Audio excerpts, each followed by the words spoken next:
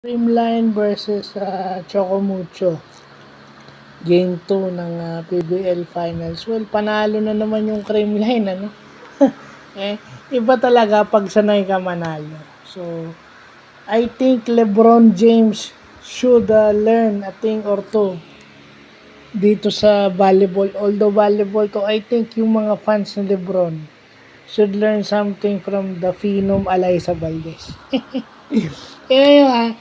Mala si Alyssa buong game. Pero pagdating ng fifth set, bakit siya pumupuntos? Hindi importante minsan hindi importante yung dami ng puntos mo. Ang importante, kailangan yung timing ng puntos mo. Kung ang puntos mo kinakailangan ng time na yon and then nag-deliver ka, mas maganda. Hindi kagaya nung puntos ka ng puntos buong laro, pero pagdating do sa pinakadulo, doon ka nawawala. Diba?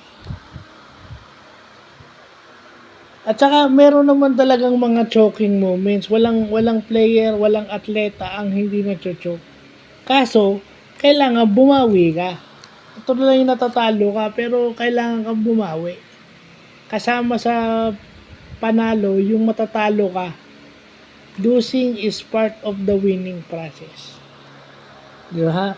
Kasi sinasabi nung iba, si Jordan ba hindi na-choke? Well, as a Jordan fan, maraming beses na rin na-choke si Jordan, lalo na nung tinatalo siya ng Boston Celtics at saka nung Detroit Pistons.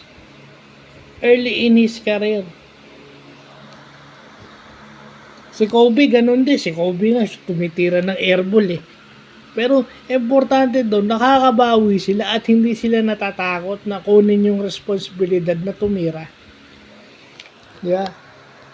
Kobe shots airballs but he owned it. Tinake niya yung responsibility na kanya yung pagkakamali na yon. Kaysa gumawa ka ng right play, kaysa pumasa ka, kagaya nung kay Alyssa, di ba? Mala siya buong laro, pero siguro sinabi niya sa sarili niyang responsibilidad niya yung fifth set. Sino yung nag-deliver nung huling puntos para manalo yung Creamline? Si Alyssa.